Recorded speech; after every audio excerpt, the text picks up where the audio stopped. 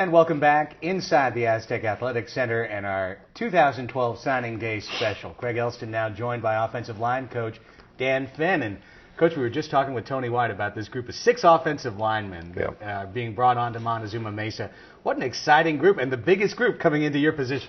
Oh yeah, it's a good group. Got a good group of freshmen coming in, a couple of junior college transfers that I think can help us out immediately and with our depth and challenge for starting jobs, and competition is going to make that group a lot better. Certainly, a lot of guys leaving the offensive line from this year's team and leaving quite a legacy behind them, I think, as well. Well, yeah, I think they did a great job for us last year, and obviously, the years before I got here.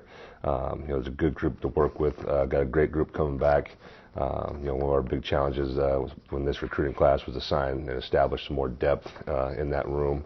I think we've done that and helped ourselves out tremendously. You take a look at the 6 offensive linemen in the 2012 signing class.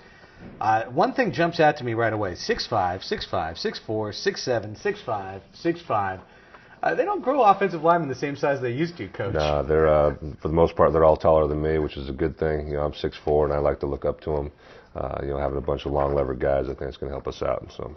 Now, you were talking right before we came on the air about the mobility of this class. There's not just a lot of size when you're talking about 6'5", 315 like Nico Siragusa, or 6'7", 305 like Quade Miller. Big, yes, but also light on their feet. Yeah, they can move. They got good first step, get their first step up and down and back in the ground. I think they all do that fairly well. We don't want to recruit guys that can't move here, but long levered guys that can run can definitely help our program out.